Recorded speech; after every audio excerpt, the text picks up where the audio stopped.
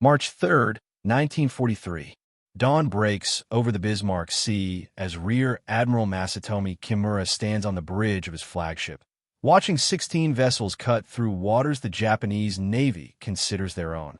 8 destroyers escort 8 heavily loaded transport ships, carrying 6,900 soldiers desperately needed by Lieutenant General Hitazo Adachi at La. Kimura has every reason to feel confident. For over a year, Japanese warships have sailed these routes without serious challenge from American surface forces. What Admiral Kimura cannot know, what no Japanese naval officer could imagine, is that American mechanics working in Australian workshops have created something entirely new. Within 4 hours, modified B-25 Mitchell bombers will transform as convoy into burning wreckage scattered across the sea. The weapon?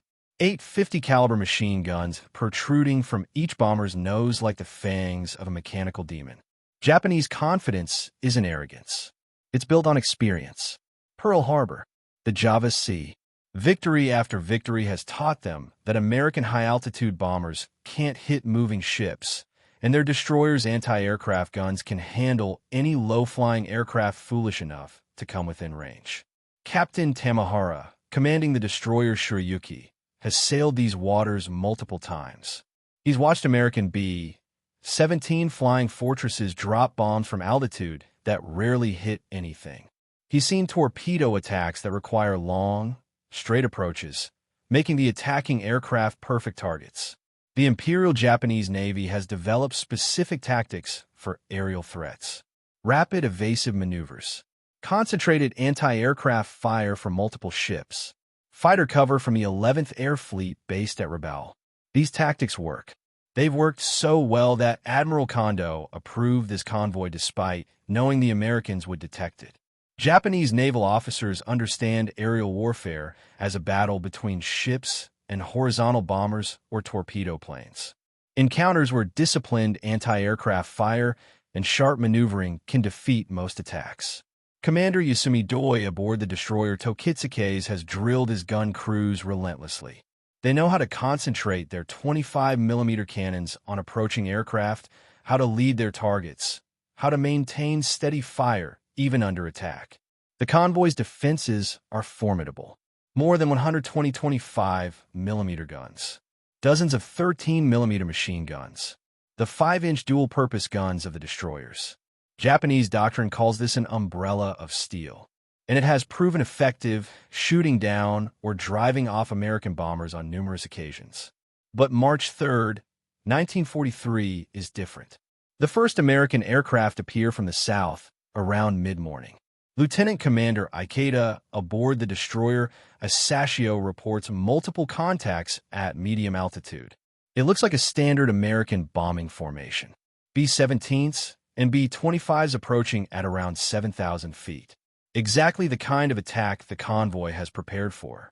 Japanese gun crews swing their weapons toward the approaching aircraft, calculating deflection and altitude, preparing the curtain of anti-aircraft fire that has protected so many convoys before. But they don't see the other aircraft. Not yet. B-25 Mitchell's approaching at wave-top height, modified in ways the Japanese cannot imagine. The story of these modifications begins with frustration. Major Paul Pappy Gunn, a former Navy pilot turned Army Air Forces officer, understood that hitting moving ships from high altitude was nearly impossible. Torpedo attacks required specialized training and equipment the Army Air Forces didn't have in the Southwest Pacific. There had to be a better way. Working with North American Aviation Field Representative Jack Fox at Eagle Farm Airfield near Brisbane, Australia, Gunn began installing additional 50-caliber machine guns in the noses of B-25 bombers. He removed the bombardier position and created space for 4 guns initially, then expanded to 8. The work required extensive reinforcement of the aircraft's nose structure, additional ammunition storage, and careful weight distribution to keep the aircraft balanced. The 50-caliber machine guns fired armor-piercing incendiary rounds. Each projectile traveled at 2,910 feet per second, capable of penetrating destroyer deck armor and setting fires. Each gun could fire 850 rounds per minute. 8 guns firing together unleashed 6,800 rounds per minute. A stream of destruction that could literally saw through a ship's superstructure, destroy anti-aircraft positions, and kill exposed crew members before they could react. The psychological effect would prove as devastating as the physical destruction. Japanese sailors who survived these attacks described the terror of seeing a B-25's nose light up with muzzle flashes, knowing that hundreds of armor-piercing rounds were about to tear through their ship. Skip bombing complemented the strafer modifications perfectly. Major William Benn of the 43rd Bombardment Group had pioneered the technique, discovering that bombs dropped from 200 to 250 feet would skip like stones across the water, bouncing into the sides of ships or exploding close enough to cause fatal damage. The technique required precise timing and incredible courage. Pilots had to fly straight and level toward their targets at low altitude, making themselves perfect targets for anti-aircraft fire. But the accuracy was revolutionary compared to high-altitude bombing. General George Kenney, commanding the 5th Air Force, recognized the potential. By combining Gunn's strafer modifications with skip bombing tactics, he created what he called commerce destroyers that could devastate Japanese shipping. Back over the Bismarck Sea, the high-altitude B-17s begin their bombing runs, drawing every Japanese eye skyward. Every gun barrel points upward. Tracers create deadly patterns in the sky. This is exactly what the American planners intended. While every Japanese sailor watches the high-altitude bombers, 13 Royal Australian Air Force Beaufighters and 12 B-25 strafers come in at wave-top height from the southwest. They approach so low that their propeller wash creates spray patterns on the ocean surface. Major Edward Larner leads the B-25 attack in his Mitchell, nicknamed Ruthless. As he approaches the destroyer Shiryuki at 280 miles per hour, he can see Japanese sailors on deck pointing at his aircraft in shock and confusion. They've seen B-25s before, but never like this. Never with 8 black holes in the nose where machine guns protrude. Never at an altitude where the pilot can see individual faces. Larner waits until he's 1,200 yards from Shiryuki. Then he squeezes his trigger. Instantly, 8 streams of .50 caliber death reach out toward the Japanese destroyer. The tracer rounds create solid lines of light between aircraft and ship. The effect is instantaneous and catastrophic. Hundreds of armor-piercing incendiary rounds slam into the bridge and superstructure. The bridge windows explode in showers of glass. Gun shields provide no protection against rounds that punch through steel like paper. Within seconds, the destroyer's anti-aircraft guns fall silent as their crews are literally torn apart. A Japanese ensign named Takashi Maeda, one of the few survivors from Shiryuki's bridge, would later describe the attack as like being caught in a giant metal-cutting saw. He watched his captain and most of the bridge crew cut down in seconds by rounds that sparked and flashed as they tore through steel bulkheads. Larner maintains his firing run for 8 seconds, pouring over 900 rounds in a Shiryuki before releasing 2 500-pound bombs. They skip across the water like stones, slamming into the destroyer's hull just below the waterline. The bombs, fitted with 5-second delay fuses, penetrate the hull before detonating. The explosions break the destroyer's back and open massive holes that flood her engine rooms within minutes. Behind Larner, 11 more B-25s select targets among the convoy. Their pilots are amazed at how the Japanese ships seem paralyzed by this unprecedented form of attack. Lieutenant John Hennebree targets the transport Kyakusei Maru, walking his 8-gun burst from bow to stern. His tracers punch through the ship's bridge, demolish her forward cargo handling equipment, and silence her anti-aircraft positions before his skip bombs tear into her hull. The transport's captain tries to maneuver away, but his helm doesn't respond. The helmsman and most of the bridge crew are dead, cut down by .50 caliber rounds that turn the bridge into a charnel house. The Beaufighters add to the carnage. Their 4 20mm cannons and 6.303 caliber machine guns focus on anti-aircraft positions and bridge crews, suppressing any attempt at organized defense. Flight Sergeant Fred Cassidy makes his approach toward the transport Maru at 500 feet, diving to mast height in the final seconds. He would later describe watching the ship's bridge kind of disintegrate under the impact of 20-millimeter explosive rounds. The skip bombing proves devastatingly effective. Bomb after bomb bounces across the water to slam into Japanese hulls at the waterline. The delayed action fuses ensure the bombs penetrate before exploding. The transport Nojima takes 3 skip bomb hits in rapid succession. The explosions open her hull like a can opener, flooding her holds where hundreds of soldiers are packed into spaces meant for cargo. The soldiers, wearing full combat gear, have no chance of escaping. Witnesses describe hearing their screams even over the roar of aircraft engines and exploding ammunition. Commander Yasumi Doi aboard Tokitsuke's watches in horror as his carefully trained gun crews are swept away by streams of 50 caliber fire. He tries to organize a defense, shouting orders to redirect fire toward the low-flying attackers. But his gunners are being killed faster than they can respond. Those who survive are too terrified to stand at their posts as B-25s approach with their noses flickering with muzzle flashes. The Japanese Navy has never trained for this. Never imagined that medium bombers could be turned into flying battleships bristling with forward-firing guns. Never developed tactics to counter an attack that combines strafing and bombing at wave-top height. The destroyer Horatio attempts to maneuver between the attacking aircraft and the transports. Her captain tries to shield the vulnerable cargo ships with his warship. This heroic gesture only makes her a priority target. 3 B-25s concentrate their fire on Horatio, pouring over 2,000 rounds per minute into the destroyer. They turn her superstructure into twisted metal, kill everyone on her bridge, destroy her fire control systems, and leave her rudder jammed hard to starboard. Out of control, Horatio collides with the transport Nojima. Both ships lock together as fires spread between them. Admiral Kimura, watching from his flagship as his convoy disintegrates, tries to comprehend what is happening. The Americans are not following any recognized attack pattern, not making torpedo runs that can be avoided, not dropping bombs from altitude that can be dodged. Instead, they're boring in at point-blank range with automatic weapons that turn his ships into slaughterhouses. He orders evasive maneuvers, but the B-25s are too fast and too numerous. They seem to come from every direction at once, their 8-gun noses spitting death at any ship that tries to maintain formation. The transport Oigawa Maru becomes a particular focus when her captain makes the fatal mistake of turning to present her broadside to approaching B-25s. Lieutenant Donald McCullough in Sleepy Time Gal approaches from the beam, opening fire at 1,500 yards. His 8 guns send a stream of armor-piercing incendiary rounds into the hull at the waterline. The rounds penetrate the ship's side, starting fires in cargo holds where ammunition and fuel are stored.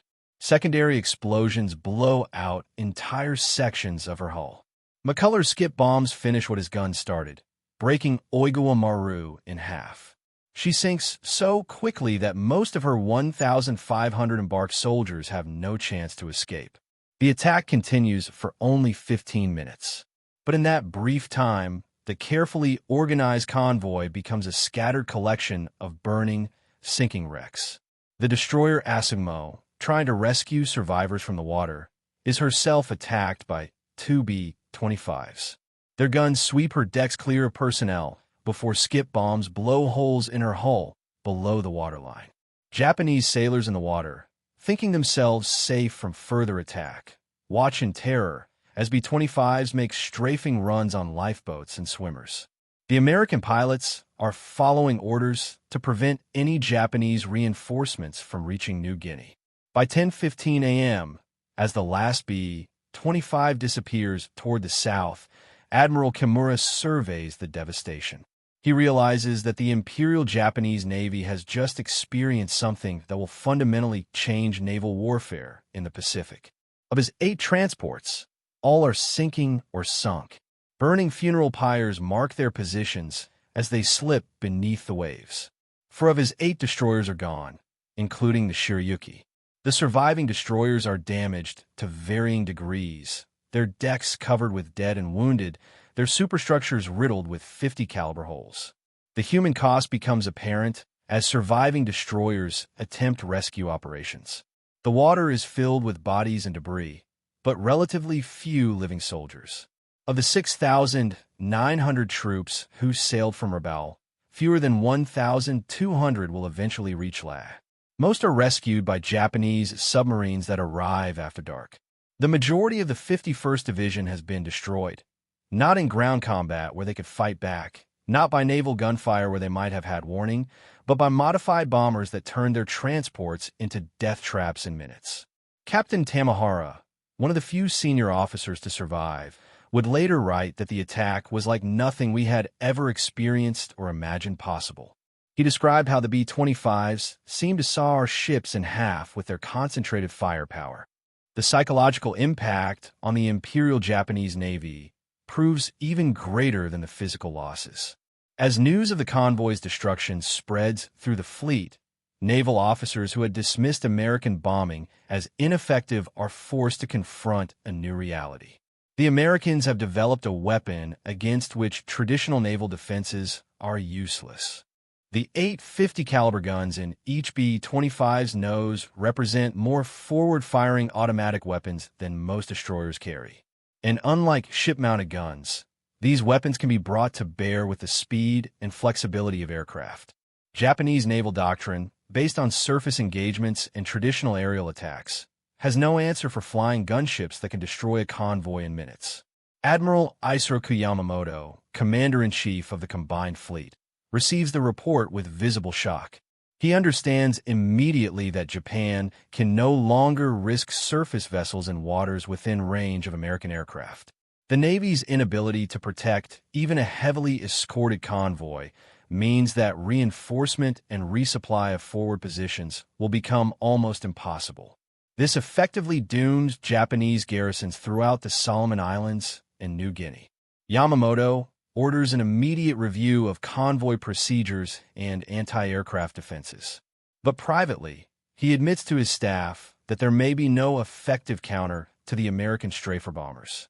The transformation of the B-25 Mitchell from conventional medium bomber into strafer gunship represents American mechanical ingenuity at its finest.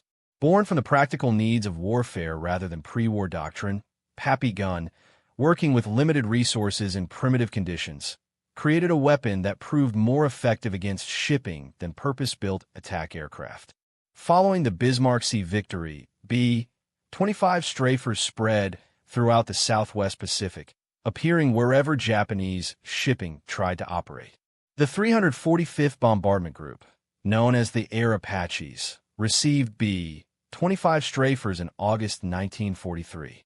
Their aircraft, decorated with distinctive shark mouths, became synonymous with death to Japanese sailors. By late 1943, Japanese naval officers reported that daylight movement of anything larger than a fishing boat had become suicidal in waters within B-25 range. The impact on Japanese logistics proved catastrophic. The Navy was forced to rely increasingly on submarines and fast destroyers running at night to supply forward garrisons. These methods could only deliver a fraction of what surface convoys could carry.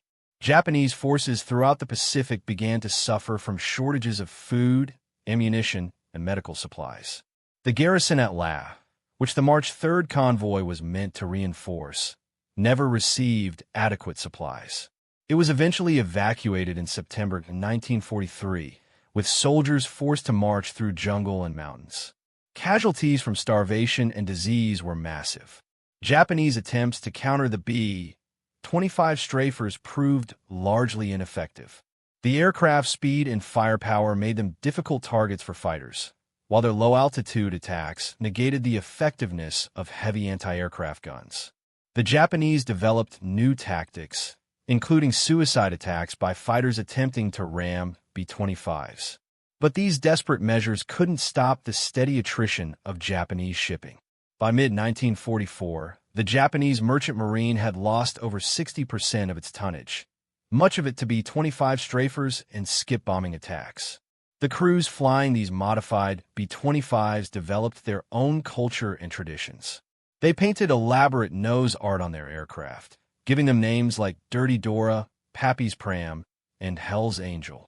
These men understood they were flying something unique in warfare, an aircraft that combined the range and payload of a bomber with firepower exceeding that of most fighter aircraft. Japanese soldiers and sailors who survived encounters with B-25 strafers carried psychological scars that affected their performance in subsequent operations. Lieutenant Hiroshi Yamamoto, a survivor from the transport Kaikusei Maru, described recurring nightmares about the American planes with 8 eyes of death. Commander Toshio Abe, who witnessed the Bismarck Sea massacre from a rescue destroyer, reported that his crew became paralyzed with fear whenever they heard aircraft engines. By early 1944, Japanese naval officers were writing reports describing the B-25 strafer as the most feared weapon in the Pacific, more devastating than submarines, more accurate than dive bombers, more flexible than torpedo planes. Vice Admiral Shigeru Fukudome, Chief of Staff of the Combined Fleet, admitted in a classified report that the Imperial Navy had no effective defense against mass strafer attacks. He recommended that surface vessels avoid operating within 500 miles of American air bases. This essentially conceded vast areas of the Pacific to American control. The technical evolution of the B-25 strafer continued throughout the war. Later modifications included rocket launchers, improved gun sights, and even experiments with 75mm cannons for attacking larger vessels. The B-25J-22, the ultimate strafer variant, carried 1850 caliber machine guns that could deliver devastating firepower from multiple angles. German and Italian military observers, when they learned about American strafer tactics through intelligence reports, expressed amazement at the concept. The Luftwaffe attempted similar modifications with Junkers Ju-88 aircraft, but never achieved the concentrated firepower of the B-25's 8-gun nose. The impact of the B-25 strafer extended beyond its immediate tactical success, influencing post-war aircraft design and military doctrine.